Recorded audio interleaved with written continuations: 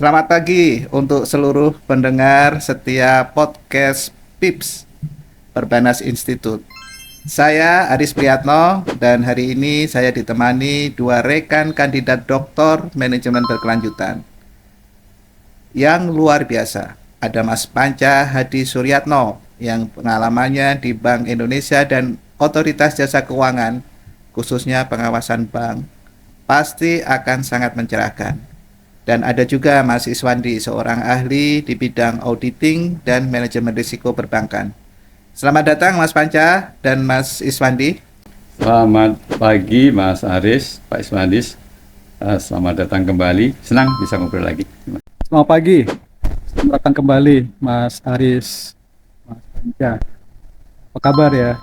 Senang rasanya kita bisa ngobrol lagi, ngobrol bareng lagi ya pagi ini. Baik, diskusi kita hari ini sangatlah relevan dan mendesak.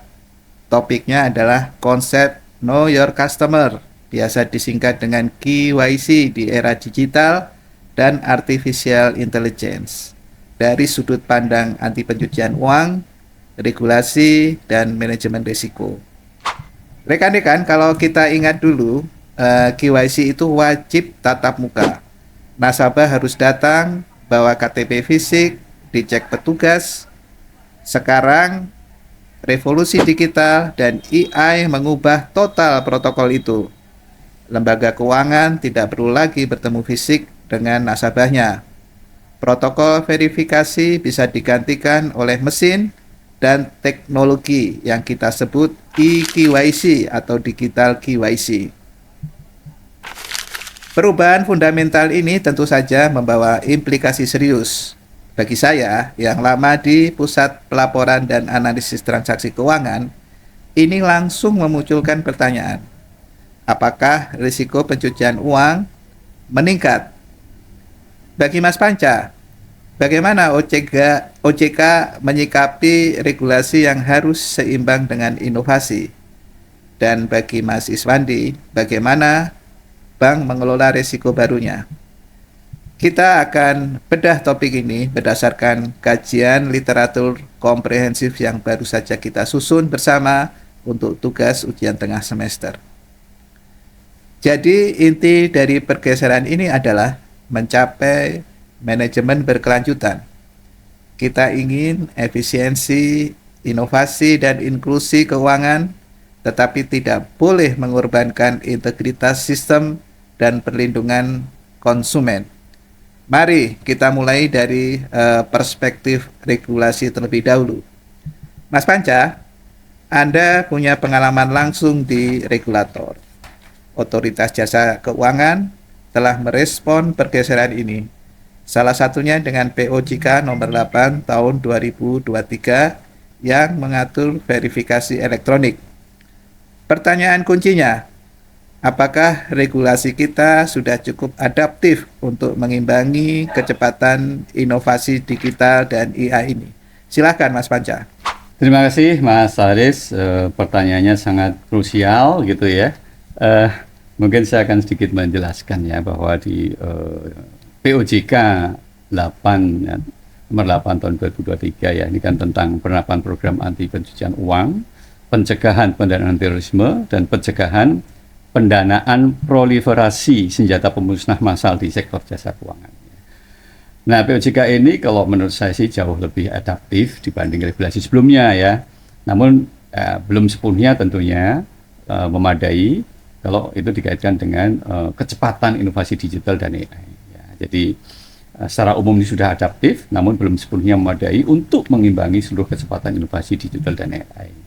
Karena kita tahu bersama bahwa teknologi ini berkembang jauh lebih cepat daripada siklus pembaruan regulasi. Ya. Nah, mungkin penjelasannya seperti berikut ini Mas Aris nih. Jadi yang pertama itu bagian yang sudah adaptif nih ya. Jadi kalau kita lihat dari sisi hal yang sudah adaptif, regulasi POJK 8 2023 ini sudah mengakui penggunaan teknologi secara eksplisit ya. Itu tercermin dari pasal-pasal yang mengatur mengenai verifikasi tatap muka elektronik, non tatap muka atau digital onboarding, kemudian juga pemanfaatan biometrik ya.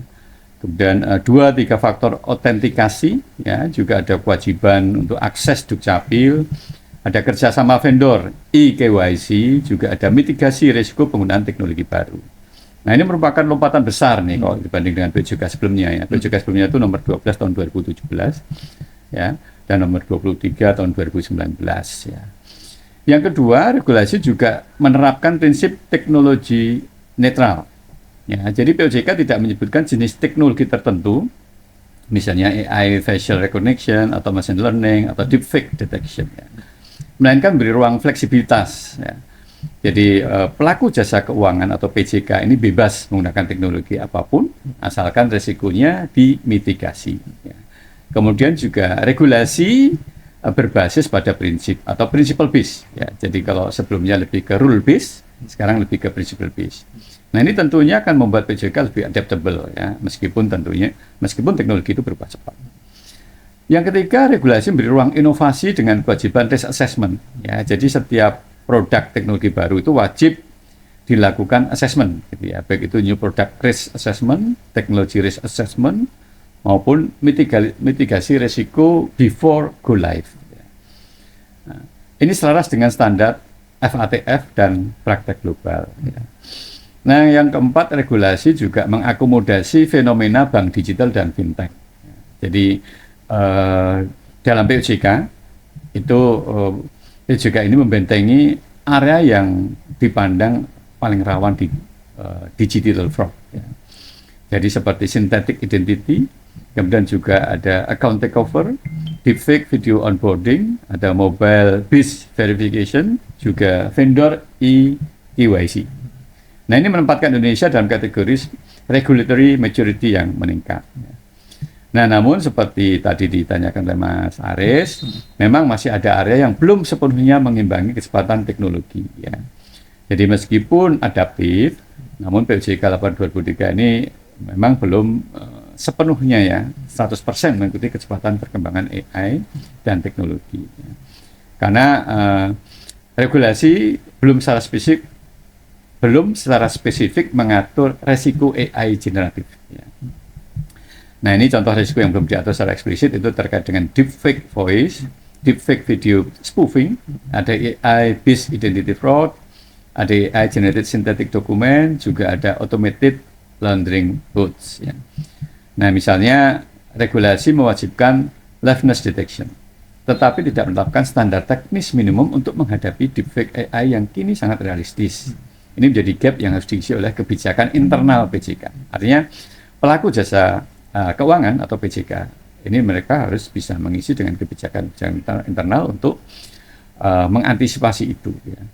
Kemudian yang kedua, tidak ada pedoman teknis atau technical standard mengenai AI governance. Ya, jadi POJK belum mengatur explainable AI dalam monitoring transaksi. Kemudian juga fairness and bias dalam machine learning AML atau anti-money laundering. Kemudian juga keandalan model AI untuk fraud detection, dokumentasi model, dan audit AI. Nah, padahal di anti-money laundering global itu mulai bergerak ke arah AI governance. Regulasi juga belum mengatur penggunaan AI dalam transaction monitoring. Ya, saat ini anti-money laundering berkembang menuju ke AI-based anomaly detection, juga behavioral analytic dan network graph analysis. Ya. Juga risk scoring berbasis machine learning. Di POJK tidak melarang, tetapi juga tidak mengatur bagaimana AI boleh digunakan secara aman dan compliant. Nah, ini yang berpotensi menimbulkan mismatch antara inovasi dan kepatuhan. Mas Aris dan teman-teman semua, kecepatan inovasi digital ini jauh lebih cepat daripada siklus revisi regulasi. Jadi kalau teknologi itu berubah setiap 3-6 bulan, ya bisa lebih cepat gitu ya.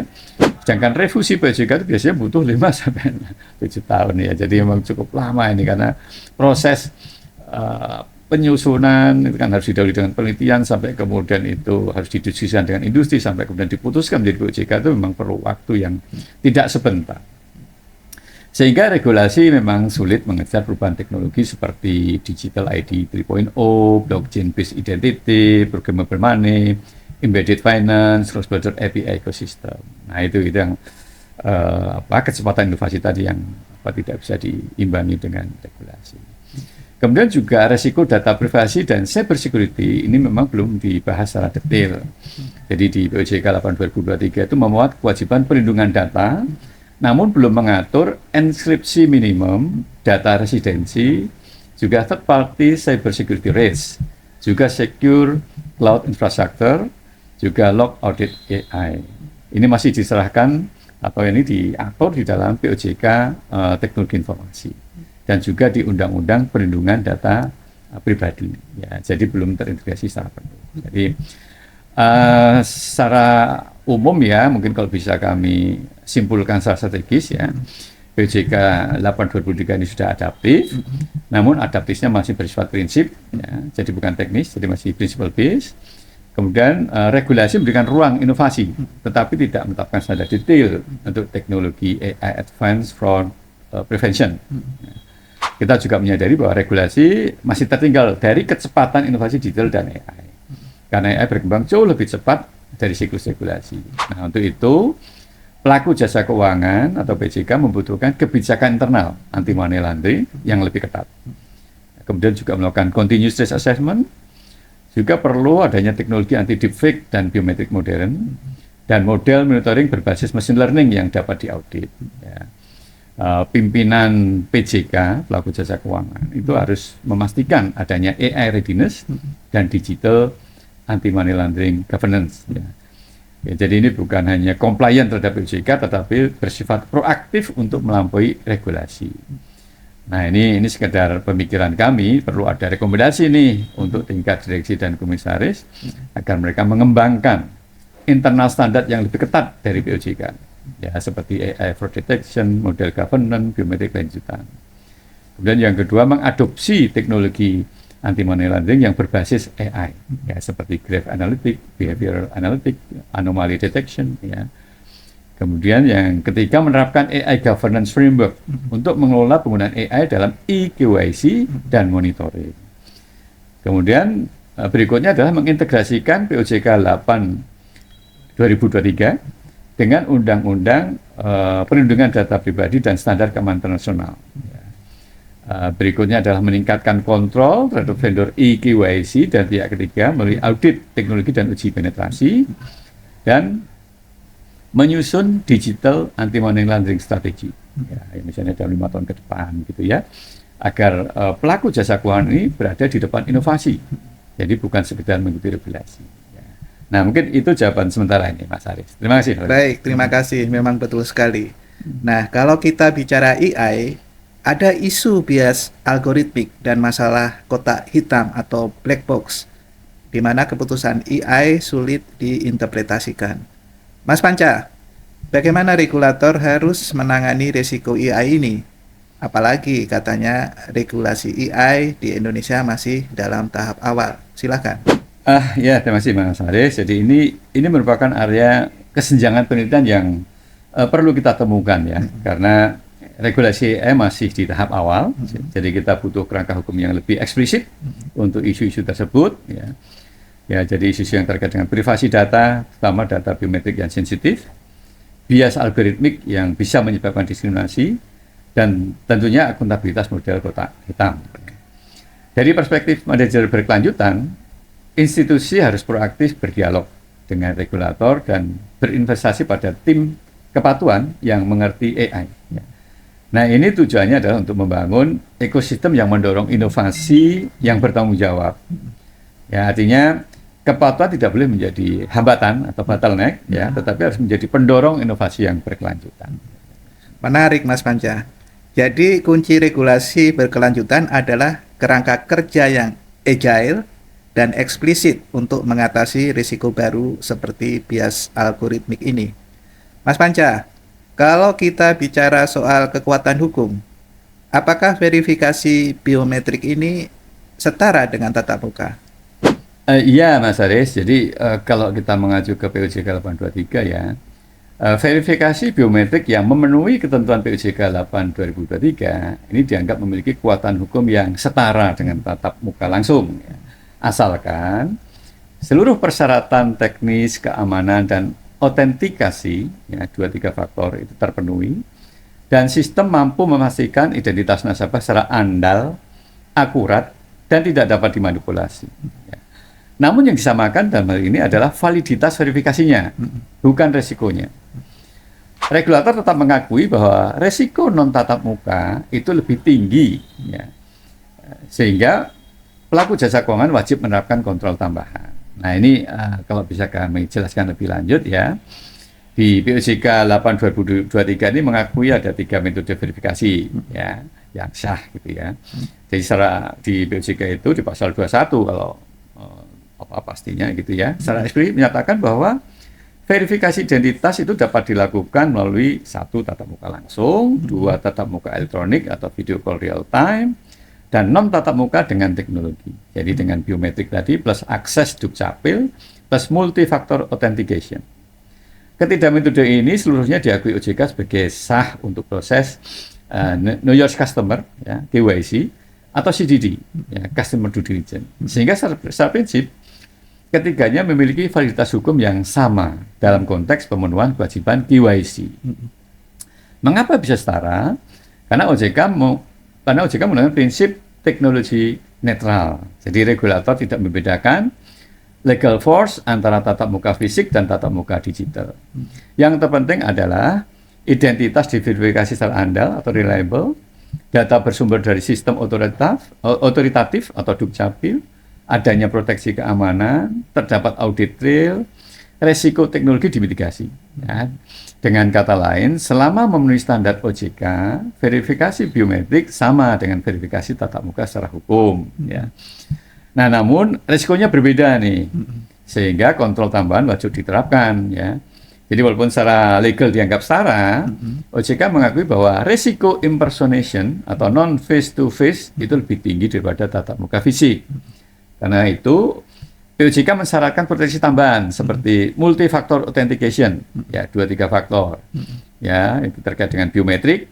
Biometrik ini something you are gitu, perangkat terdaftar atau something you have, dan PIN atau password atau OTP, ini yang something you know. Kemudian juga akses data Dukcapil ini wajib nih, ini untuk memastikan keabsahan identitas. Juga liveness detection ini juga wajib, ini untuk menghindari deepfake dan spoofing, juga replay attack. Audit trail digital ini juga perlu dilakukan, ya. Semua proses harus terdokumentasi untuk keperluan pemeriksaan OJK atau PPATK. Integritas hasil verifikasi harus sama kuatnya dengan tatap muka.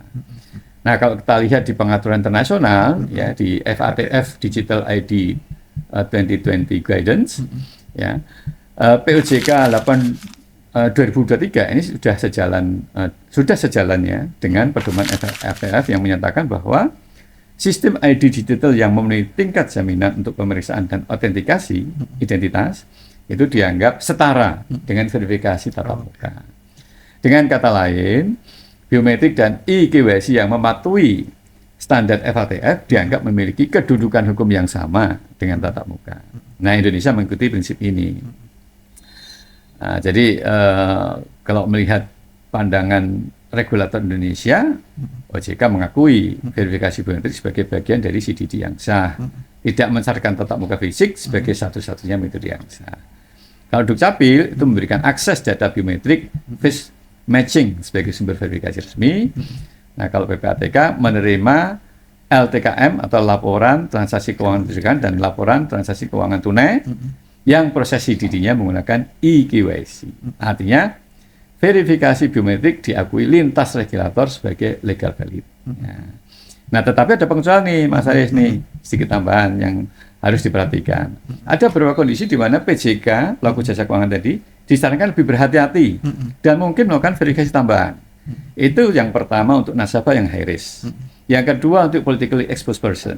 Yang ketiga untuk korporasi dengan struktur kepemilikan yang kompleks. Yang keempat untuk negara berisiko tinggi versi FATF. Dan adanya indikasi fraud, ya, atau suspicious behavior. Nah, dalam kasus ini regulator mengharapkan verifikasi yang lebih ketat, ya, termasuk kombinasi faktor atau tambahan video call. Namun tetap legalitas verifikasi biometrik tidak hilang.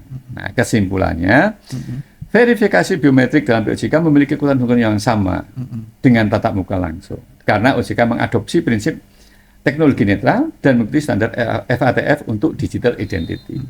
Namun, meskipun secara legal setara, regulator tetap mengakui bahwa risiko non tatap muka lebih tinggi, sehingga PJK wajib menerapkan kontrol tambahan seperti multi-factor authentication, access duplicable, liveness detection, dan audit trail untuk memastikan tingkat keamanan yang setara dengan verifikasi fisik. Gitu, Mas. Baik, terima kasih Mas Panca, penjelasannya sangat komprehensif sekali.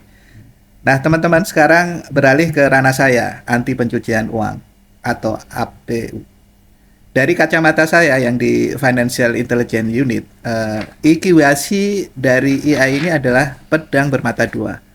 Di satu sisi, AI menjanjikan efisiensi dan akurasi, tapi di sisi lain, ini menciptakan modus baru.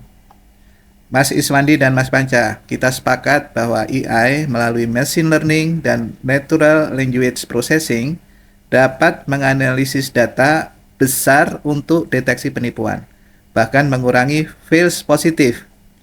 Bagaimana kita memastikan efektivitas ini benar-benar terwujud dan tidak terhambat? Silakan Mas Iswandi memberikan komentarnya. Sepakat Mas Haris, ya. Jadi artificial intelligence, machine learning, dan natural language processing itu dapat mengurangi false positif secara signifikan. Caranya bagaimana? Ya, caranya dengan mengenali pola, membaca konteks, kemudian belajar dari data dan menganalisis teks atau dokumen. Namun, ingat loh, itu hanya efektif apabila datanya clean, apabila datanya bersih, model diaudit dan mengikuti risk-based approach, dan kemudian mengikuti government anti money laundry yang kuat dan integrasi yang benar dengan proses CDD, Customer Due Diligence, dan EDD, Enhanced Due Diligence, sesuai dengan yang diatur oleh POJK 8 tahun 2023.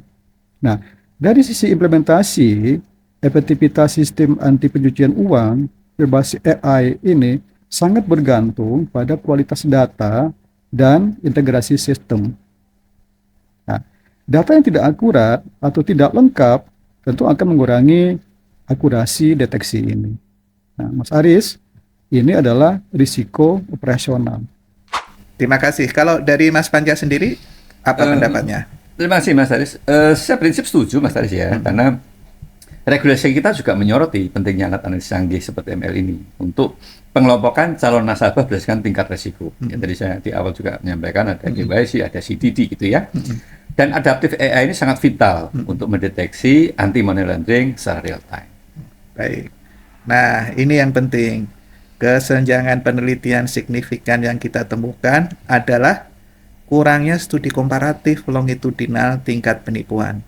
Kita yakin AI lebih baik, tapi mana bukti empiris jangka panjang yang membuktikan pengurangan net dalam volume kerugian atau kasus pencucian uang antara sistem tradisional dan AI KYC? Untuk konteks manajemen berkelanjutan, investasi dalam AI untuk APU hanya berkelanjutan jika terbukti secara nyata mengurangi kejahatan finansial tanpa mengorbankan keadilan. Institusi harus membangun kemampuan untuk mengaudit algoritma secara terus-menerus untuk memastikan efektivitasnya melawan modus baru dan mencegah bias. Jadi, penelitian masa depan harus fokus pada dua hal. Yang pertama, bukti kuantitatif membandingkan tingkat pencucian uang atau penipuan, dan dua, adaptasi AI terhadap modus pencucian uang yang semakin canggih, termasuk yang melibatkan cryptocurrency atau DeFi. Apa pendapat Mas Iswandi? Betul Mas Aris, dan itu harus didukung dengan analisis kuantitatif yang mengukur dampak kualitas data input terhadap tingkat false positif dan false negatif dalam deteksi. Ini akan memberikan panduan konkret untuk investasi infrastruktur anti pencucian uang yang optimal. Jadi, menurut pendapat saya, fokus penelitian yang menarik di masa depan itu adalah mungkin yang pertama ya, menyediakan evidence based analisis mengenai efektivitas AI versus sistem tradisional. Karena sistem yang lama itu lebih kepada rule based dan static threshold. Sedangkan sistem AI lebih kepada behavioral modeling dan adaptive threshold. Nah, tujuan penelitiannya ya mungkin untuk mengukur penurunan false positif atau peningkatan true positif dan percepatan onboarding, serta menilai dampak AI terhadap akurasi deteksi fraud. Nah, kemudian ya topik yang menarik yang kedua ya mungkin adalah melihat adaptasi AI terhadap modus fraud yang semakin canggih. Ya, mungkin ya termasuk kripto, DeFi, NFT, deepfake fraud dan sebagainya.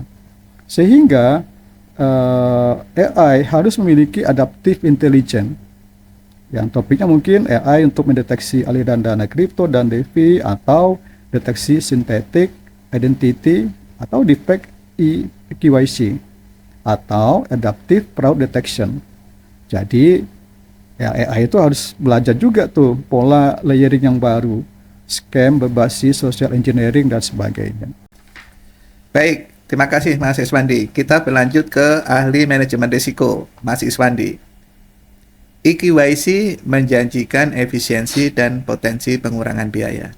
Tapi bagaimana dengan risiko operasional, reputasi, dan kepatuhan yang baru muncul karena teknologi ini?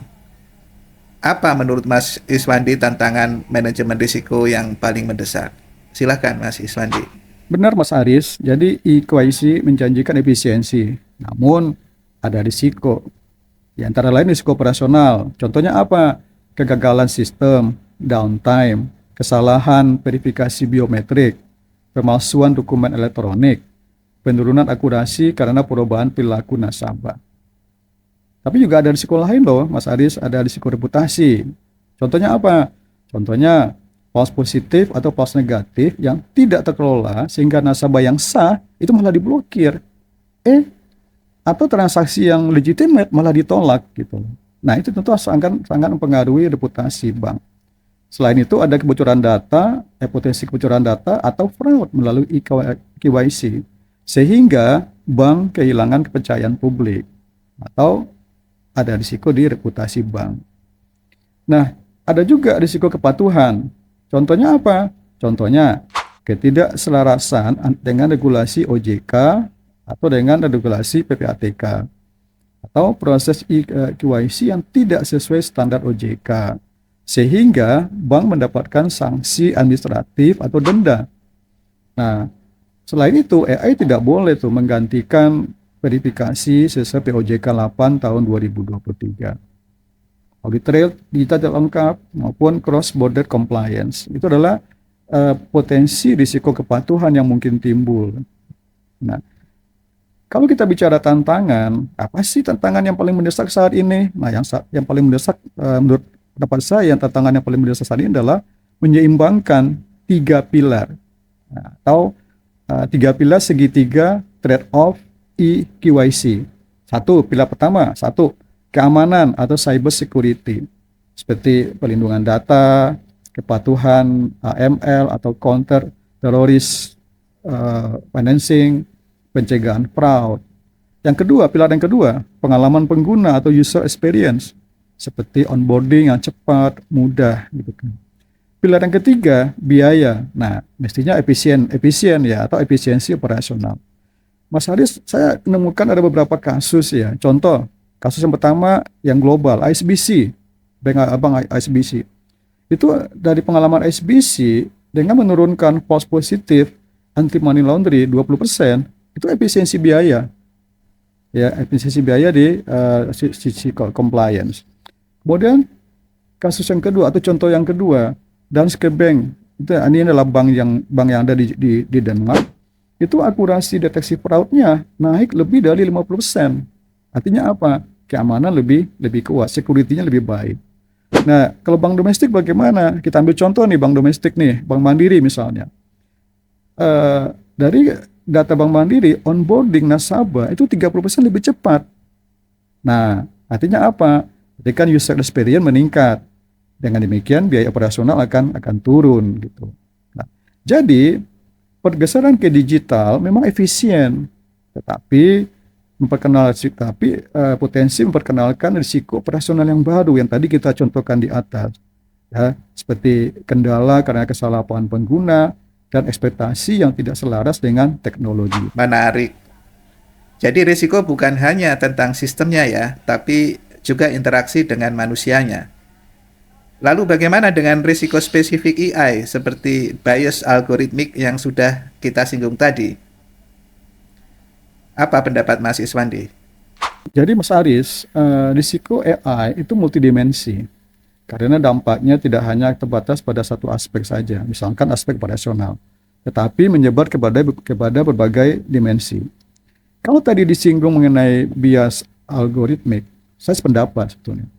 Jadi, sistem biometrik itu bisa bias terhadap wajah tertentu, misal karena perbedaan etnis, usia, atau kondisi fisik. Nah, sebenarnya bukan hanya diskriminasi yang timbul dari bias algoritmik, tapi juga risiko reputasi dan hukum dari masalah black box atau kotak hitam. Itu AI yang menghasilkan keputusan, tapi nggak bisa tuh menjelaskan bagaimana keputusan itu dibuat. Mas Panca, ada yang mau ditambahkan? Ya, saya sedikit menambahkan Mas Haris. Jadi kalau dari sisi regulator, risiko ini juga mencakup isu inklusi keuangan ya. Jika sistem AI atau eKYC dirancang dengan bias atau tidak inklusif, itu akan menciptakan hambatan digital baru yang berpotensi meminggirkan kelompok rentan. Nah tentunya resiko sosial inilah yang harus kita kelola, gitu Mas Aris. Bagaimana Mas Iswandi? Apa pendapat Anda? Nah, jadi di sini mitigasi yang bisa diusulkan adalah satu, ya, peningkatan kualitas data. Jadi kita mesti menghilangkan data-data yang duplikat atau kita perlu standarisasi data KYC. Yang kedua, perancangan algoritma yang fair. Yang ketiga, proses algoritma yang transparan. Dan yang keempat, mekanisme akuntabilitas melalui audit. Nah, perlu audit juga tuh algoritmik secara reguler. Diskusi yang luar biasa, Mas Panca dan Mas Iswandi. Mari kita rangkum intinya bahwa transisi ke AI KYC adalah pergeseran fundamental yang menjanjikan efisiensi dan inklusi. Tetapi keberhasilannya bergantung pada harmonisasi yang cermat antara teknologi regulasi yang adaptif dan manajemen risiko yang proaktif. Di bidang regulasi, kita butuh kerangka hukum AI yang eksplisit untuk isu bias dan kotak hitam. Di anti pencucian uang, kita perlu bukti empiris longitudinal tentang efektivitas AI dalam mengurangi kejahatan finansial. Dan di manajemen risiko, fokus harus pada desain human-centered dan manajemen risiko algoritmik yang holistik. Ada ditambahkan? Silakan Mas Panca. Ya, Mas Haris, implikasi teoritisnya bagi program doktoral kita, Mas Haris, ini sangat jelas ya. Jadi kita perlu mengembangkan teori adaptasi organisasi untuk era digital regulasi dan teori manajemen risiko algoritmik yang secara eksplisit membahas bias yang berkelanjutan dan risiko keadilan. Itu aja namanya. Baik, terima kasih Mas Iswandi. Ada yang ingin ditambahkan? Silakan. Namun Mas Aris, sama seperti perspektif anti pencucian uang, ada kesenjangan besar di sini, yaitu kurangnya studi empiris. Nah, jadi studi empiris masih kurang, itu studi yang mengukur dampak finansial dan reputasi nyata dari bias algoritmik dalam keputusan KYC di dunia nyata. Nah, jadi kita butuh bukti konkret bahwa strategi mitigasi yang kita usulkan itu tadi benar-benar efektif di lapangan. Setuju Mas Panca dan Mas Iswandi. Sekarang mari kita tutup dengan arah penelitian masa depan yang sangat konkret, terutama bagi rekan-rekan yang mungkin sedang menyusun proposal disertasi, dan saya akan fokus pada 3 disertasi impian dari hasil kajian kita. Disertasi yang pertama berkaitan dengan regulasi. Judul yang kita usulkan, analisis longitudinal efektivitas regulasi AI dalam mitigasi bias dan transparansi model KYC di Lembaga Keuangan Indonesia. Studi ini harus kualitatif dan kuantitatif, mewawancarai regulator dan menguji data kepatuhan untuk melihat dampak real dari POJK 8 2023 atau regulasi AI mendatang. Disertasi yang kedua mengenai anti pencucian uang. judul yang kami usulkan, studi komparatif longitudinal tentang tingkat pencucian uang dan penipuan antara sistem KYC tradisional dan eIKYC. Bukti kualitatif dari industri keuangan Indonesia. Ini ambisius, tapi perlu akses data historis transaksi dan suspicious transaction reports adalah kuncinya untuk memberikan bukti empiris yang kuat tentang return on investment dari EI di dalam anti money laundering. Proposal kami yang ketiga berkaitan dengan manajemen risiko, yaitu pengukuran empiris dampak bias algoritmik dan efektivitas mitigasinya dalam keputusan KYC, analisis finansial dan reputasi. Studi eksperimental atau kasus mendalam diperlukan untuk mengukur kerugian finansial, denda, atau penurunan kepercayaan nasabah akibat bias DI, sekaligus menguji efektivitas intervensi mitigasi bias. Dengan fokus pada 3 area ini, kita bisa menghasilkan kontribusi yang orisinal, signifikan, dan relevan dengan tantangan nyata manajemen berkelanjutan di sektor keuangan Indonesia. Terima kasih banyak Mas Panca Hadi Suryatno atas pencerahan dari sisi regulasi dan Mas Iswandi atas pandangan kritisnya dari sisi manajemen risiko dan auditing. Terima kasih kembali Mas Haris. Terima kasih. Terima kasih. Baik, para pendengar, kita telah sampai di penghujung diskusi mengenai transformasi KYC di era digital dan AI.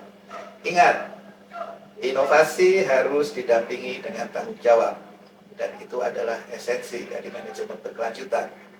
Kita harus memastikan bahwa kemudahan digital tidak mengorbankan keamanan, keadilan, dan integritas sistem keuangan kita. Saya Aris Priyatno, beserta Panca Hadi Suryatno. Terima kasih kembali Mas Aris, terima kasih juga Mas Panca. Sampai jumpa diskusi akademik berikutnya.